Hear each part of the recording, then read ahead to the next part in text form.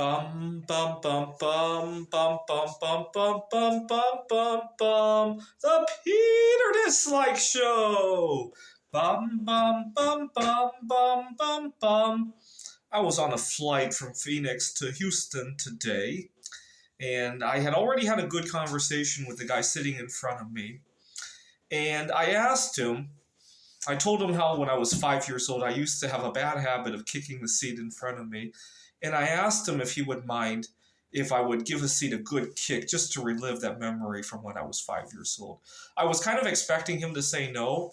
And there's a good reason why I asked him that. I wanted him to say no so that I could realize that it's not the end of the world when someone says no. Because eventually I want to make bigger asks in my life, especially at my job. There are working conditions that I want to ask for. There are certain classes that I want to teach that I want to ask for. And I want to get comfortable with asking for things that are outside of my league, right? And asking to kick somebody's seat that I just knew for 30 minutes, I figured was outside of my league. To my surprise, this guy's a little bit younger. I want to say he's in his mid-20s. He said it was okay for me to kick his seat. And I picked up my knee as hard as I could, and I gave it a good kick, about as hard as some of the athletes on the Super Bowl might kick the ball. And it really rocked his seat.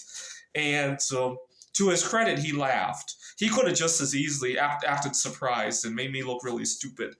But the guy next to him and the flight attendant who was just busy collecting the trash, we were just about to land, were not amused by that. I made a mistake. After he said yes, I should have just let it go and say, haha, I was joking. I got what I wanted. What I really wanted was to practice the courage of asking for something that I knew I probably wouldn't get, right? And I actually got it. I should have celebrated right there and then, right?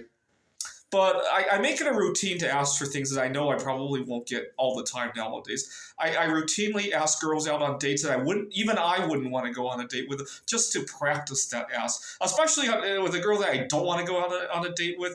It feels like I have nothing to lose, right? And sometimes I'm utterly surprised. And sometimes I end up going on a date that I really did. But even then, I try to enjoy it because you only get so many chances to practice, right? And who knows? Sometimes I may miss something that I may see something that I missed at the first impression as well, right? I'll ask for things at work that really don't benefit me all that much, right? So, for example, I'll ask for some conveniences, right? Does anybody have an extra stapler? Or, I really like a pen of a certain color, even though it doesn't really matter all that much. It gets it works the ask muscle, right?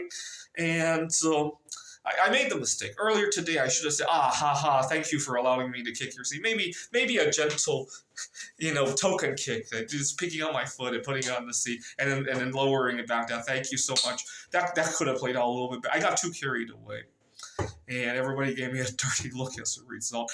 When I explained to the flight attendant that I wanted to practice because when I go home, I want to ask a girl out on a date, and I figured asking for the impossible was something I wanted to practice. The flight attendant wasn't amused by that. She thought those were very unrelated things, by the way. But I think there is some. I just want to practice that ask muscle. This is the Peter Dislike Show. Bum bum bum bum bum bum bum bum bum bum bum bum. The Peter Dislike Show. Bum bum bum bum bum bum bum.